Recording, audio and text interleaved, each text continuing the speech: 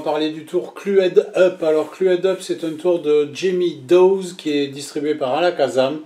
Et ce tour vous coûtera 39,90 €. Alors, qu'est-ce que vous avez pour 39,90 € et Cluehead Up?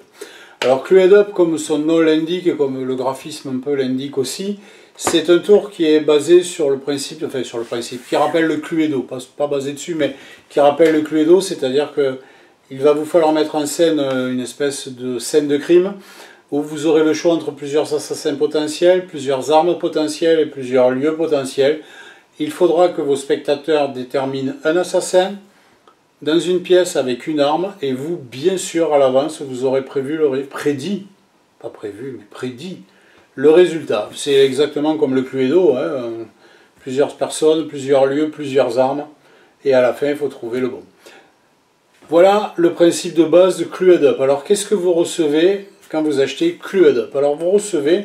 Alors d'abord, Cluehead Up est dans une boîte en carton de bonne qualité. Deux choses sur cette boîte. La première, elle est quand même faite comme une boîte de jeu. Même Alakazam, il n'y a pas marqué Alakazam derrière, il y a marqué Alakazam Game. Donc on peut imaginer que c'est une boîte de jeu, un Cluedo portable. Ça, c'est un très bon point. Ensuite, sur la boîte, vous avez quelque chose qui peut être un indice, etc. Vous verrez ça dans les liens, dans les explications que vous aurez de Cluehead Up. Personnellement, je ne suis pas un fan parce que je trouve que ça démonte l'idée que vous avez fait une prédiction, mais vous avez juste fait un forçage. À vous de voir, mais voilà. Moi, je trouve que l'idée qui est faite avec la boîte, pour moi, est inutile. Alors ensuite, vous recevez... Hop, je vais essayer de tout sortir sans rien flasher. Vous recevez une carte Cluehead Up, la même qui ressemble à la face de la boîte de jeu, avec les mêmes indices et donc les mêmes réserves. À l'arrière, vous avez le lien pour vous renvoyer pour les explications sur Alakazam. Évidemment, les explications sont en anglais. Alors, pour ce qui est des explications, sachez que si vous achetez Cluehead Up, alors c'est peut-être le cas ailleurs, moi je le sais que pour ces deux-là, si vous achetez soit chez Marchand de Trucs, soit chez Magic Dream, au moins ces deux-là ont tourné une vidéo explicative en français, bien que la vidéo explicative en anglais soit déjà intéressante et ne soit pas très compliquée à comprendre. Et puis surtout, vu la technique employée dans ce jeu, enfin dans ce tour, si vous avez déjà fait un peu de magie, dès que vous allez l'ouvrir, vous comprendrez comment il fonctionne. Donc, qu'est-ce que vous recevez d'autre? Alors, vous allez recevoir un stack de cartes. Les cartes qui représentent donc, vous avez ici les lieux, différents lieux. Vous avez ensuite les armes, les différentes armes qui peuvent être utilisées dans le jeu, et vous avez les suspects potentiels avec les différents personnages. Ça, ce sont les cartes. Ensuite, vous avez ici une enveloppe, dans laquelle je les ai déjà mis. Vous avez, alors je ne vous montre évidemment que les dos, le résultat de ce qui s'est passé, c'est-à-dire vous avez l'assassin, l'arme qu'il a utilisée et le lieu dans lequel le crime a été commis. Ces cartes sont mises dans l'enveloppe noire, qui sera donc le résultat final, votre révélation finale. Et vous recevez 3 stacks d'enveloppes de couleurs différentes. Sachez que ces enveloppes sont totalement normales. Si elles se déchirent, si elles s'usent, ou peu importe, vous pouvez les remplacer par les vôtres. Vous pouvez même les remplacer par des enveloppes blanches classiques, mais c'est moins sympa. Le but, c'est que dans chaque stack d'enveloppes, vous allez mettre, dans ce cas-là, vous avez 4 possibilités de lieux. Vous allez donc mettre dans chaque enveloppe un des lieux, pareil pour ce qui est des armes, pareil pour ce qui est des suspects. Une fois ça fait, vous mélangez vos enveloppes, vous pouvez les numéroter si vous voulez, et vous demandez à votre premier spectateur de vous désigner une enveloppe qui sera l'enveloppe donc du lieu.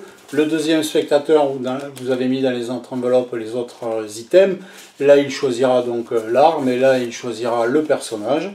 Une fois ça fini, les 3 sélections qui auront été faites par les spectateurs, correspondront donc à la révélation finale.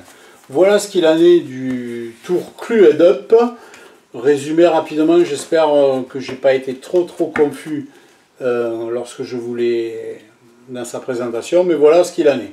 Alors, maintenant parlons un petit peu plus en détail du tour. Alors le tour, vous avez compris, il vous faut impérativement 3 spectateurs. En dessous, je trouve que c'est dommage. Si vous n'en avez qu'un ou deux, c'est assez dommage. Il vous faudra 3 spectateurs.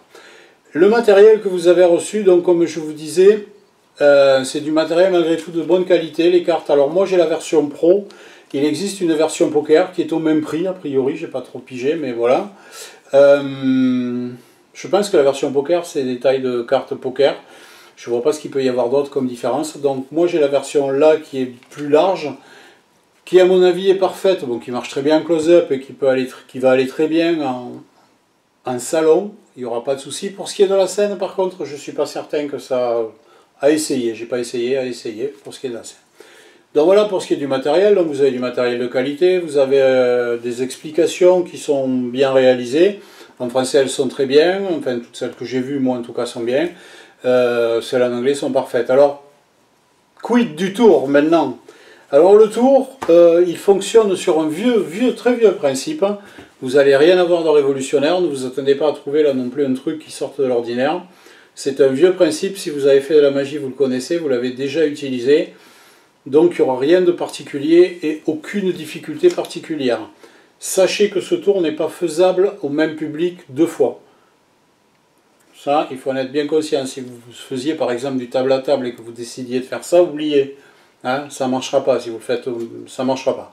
Ça, c'est vraiment un truc one shot. Moi, je considère que ce tour-là, c'est un truc sympa à faire à la maison quand vous avez des amis qui viennent. Ah, t'es magicien, fais-nous un truc, machin, vous êtes chez vous, vous avez ça.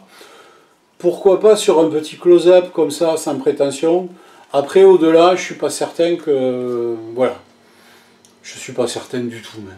Voilà, c'est un tour que perso, je pense que je ne ferai pas. Je l'ai fait une ou deux fois et je pense que je m'en tiendrai à ça parce que, voilà, il m'a pas apporté ce que j'espérais qu'il m'apporte. Il va vous demander... Un seul effort, c'est l'effort de présentation pour arriver à mener une histoire un peu sympa, etc. Vous voyez le teaser, alors évidemment c'est les teasers, c'est toujours le mieux dans le meilleur des mondes. Voilà, après je ne suis pas certain que ce soit un tour dont on puisse tirer quelque chose de vraiment extraordinaire. Donc, pour ce qui est de la notation de ce tour, je vais lui donner un petit 5, allez 4,5, 5 manières pour le matériel, qui vous avez reçu, qui est de bonne qualité. Après, à vous de voir comment vous pouvez le présenter pour qu'il soit intéressant. Je ne suis pas sûr que ce soit quelque chose de vraiment faisable. Pour le rendre vraiment intéressant, il peut être sympa, mais pas, à mon avis, pas plus que sympa. Donc je vais lui donner 5. En difficulté, je vais lui donner 2. Il y a 0 difficulté technique, hein, ça marche tout seul. C'est ce que j'appelle un peu, de façon un peu méchante, je dirais, pas méchante, mais ouais, un peu cynique.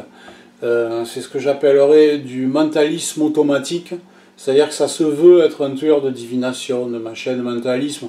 Ça fonctionne sur un principe mathématique, il n'y a rien de mental là-dedans. Mais bon, si vous le présentez bien, why not? Pourquoi pas? On ne sait jamais. Donc je vais lui mettre 2 en difficulté, juste pour l'idée que vous arriviez à trouver l'histoire qui s'enchaîne bien. Donc voyez-vous, c'est un tour que, voilà, qui m'a déçu, avec lequel j'irai probablement pas plus loin. Par contre, si vous décidez que vous ayez envie d'aller plus loin dans les tours de ce type-là, je vais vous conseiller 2 choses. Je vais vous conseiller Sherlock de Julien Loza. Alors c'est un petit booklet que je pense que vous pouvez toujours trouver en PDF sur son site. Vous cherchez Julien Loza, vous trouverez. Très très très bon truc. Hein. Il est vraiment un super tour. C'est de la scène. Hein. Là par contre, là c'est de la scène. Mais c'est vraiment sympa. Et si vous voulez aller aussi un petit peu plus loin, je vous conseille Cri Mental. Alors ça par contre, là il va falloir quand même aller un peu plus loin parce que c'est beaucoup plus compliqué. C'est de arithmétique. C'est un peu plus, ça demandera beaucoup plus de travail que ça. Mais vraiment vous avez un truc sympa. Sherlock aussi, vous avez 2 tours sympas.